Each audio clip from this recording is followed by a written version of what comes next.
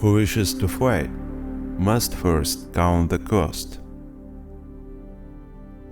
The supreme art of war is to subdue the enemy without fighting.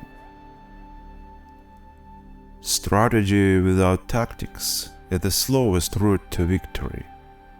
Tactics without strategy is the noise before defeat. Sweat more during peace, bleed less during war. Water shapes its course according to the nature of the ground over which it flows. The soldier works out his victory in relation to the foe whom he is facing. Plan for what it is difficult while it is easy. Do what is great while it is small. All warfare is based on deception. Victorious warriors win first and then go to war, while defeated warriors go to war first and then seek to win. He who is prudent and lies in wait for an enemy who is not will be victorious. If you know the enemy and know yourself, you need not fear the result of 100 battles. If you know yourself but not the enemy, for every victory gained you will also suffer a defeat.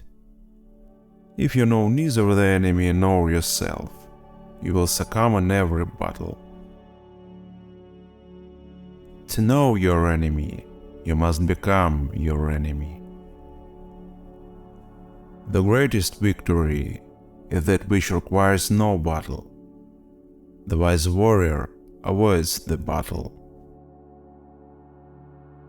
He who knows when he can fight and when he cannot will be victorious. Let your plans be dark and impenetrable as night, and when you move, fall like a thunderbolt.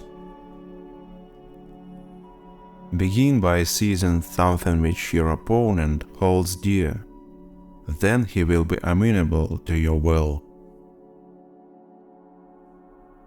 Keep your friends close and your enemies closer.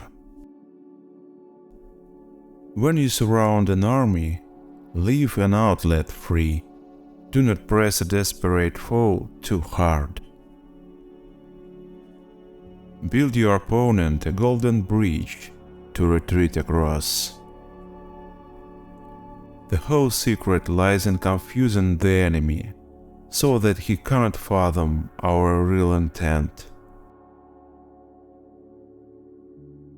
Energy may be likened to the bending of a crossbow, decision to the releasing of a trigger.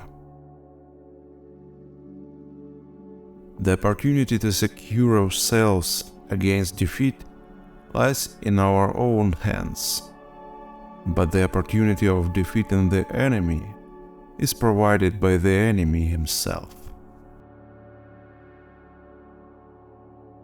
Be extremely subtle, even to the point of formlessness. Be extremely mysterious, even to the point of soundlessness. Thereby you can be the director of the opponent's fate. To fight and conquer in all our battles is not supreme excellence. Supreme excellence consists in breaking the enemy's resistance without fighting. Attack is the secret of defense. Defense is the planning of an attack. There is no instance of a nation benefiting from prolonged warfare. If you want to fight without taking risks, you must not fight. When the enemy is relaxed, make them toil. When full, starve them. When settled, make them move. Appear weak when you are strong, and strong when you are weak. The good fighters of old first put themselves beyond the possibility of defeat, and then waited for an opportunity of defeating the enemy. The art of war is to gain your victory without fighting. Therefore, the way to use the military is to win without anger, to conquer without damage or injury. The expert in battle seeks his victory from strategic advantage and does not demand it from his men. Victory comes from finding opportunities in problems. One mark of a great soldier is that he fights on his own terms or fights not at all.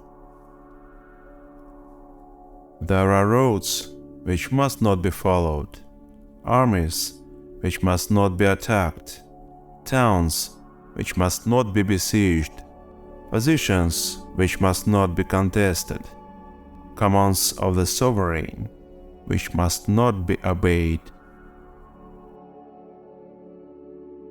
If the enemy know not where he will be attacked, he must prepare in every quarter, and so be everywhere weak. Even the finest sword plunged into salt water will eventually rust. The peak efficiency of knowledge and strategy is to make conflict unnecessary. The art of war is of vital importance to the state. It is a matter of life and death, a road either to safety or to ruin. Anger may in time change to gladness. Vexation may be succeeded by content, but a kingdom that has once been destroyed can never come again into being, nor can the dead ever be brought back to life. Do not swallow bait offered by the enemy.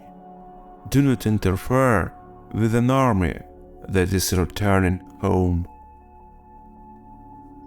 It is easy to love your friend, but sometimes the hardest lesson to learn is to love your enemy.